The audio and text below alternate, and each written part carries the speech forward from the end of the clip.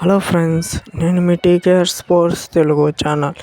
ఈరోజు ఈ వీడియో చాలా ఇంట్రెస్ట్గా ఉండబోతుంది. అక్కడ కూడా స్కిప్ చేయకుండా ఎండ్ వరకు చూడండి. తమిళ తలవాస్ హెడ్ కోచెస్ అయిన ఉదయ్ కుమార్ను అలాగే ధర్లచర్ను రిలీజ్ చేసినాక తమిళ తలవాస్కి హెడ్ కోచ్గా ఎవరు ఉంటారు అనేది అందరికి సందేహంగా ఉండేది. అయితే ఇప్పుడు హెడ్ కోచ్గా సంజీవ్ బల్లి అయితే అప్రూవ్ అవడం అయితే జరిగింది.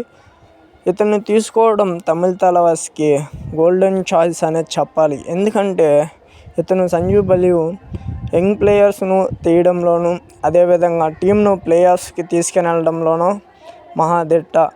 ఇతను జైపూర్ పింక్ ప్యాంథర్స్కి చేసిన ప్రతిసారి ప్లేయర్స్కి అయితే క్వాలిఫై అయింది. అదేవిధంగా ఇతను పాట్నా పైలట్స్ ఛాంపియన్ 3లో కీలక పాత్ర పోషించాడు.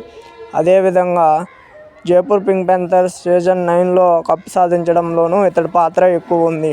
అటు ఈ తమిళ తలవాస్ అయితే డిఫెన్స్ వేరే లెవెల్లో ఉంటుంది. అదేవిధంగా వాళ్ళని డిఫరెంట్ మోడ్లో ఉంటారు.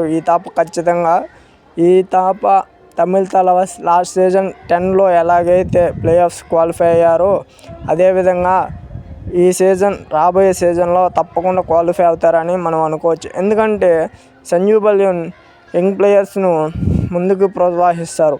అదేవిధంగా టీంను ముందుండి నడిపిస్తారు.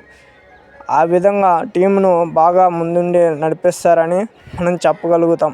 కాబట్టి ఇలాంటి మరిన్ని అప్డేట్స్ కోసం మన ఛానల్ని సబ్స్క్రైబ్ చేసుకోండి. అంతే ఫ్రెండ్స్, ఈరోజు video. Thank you to all.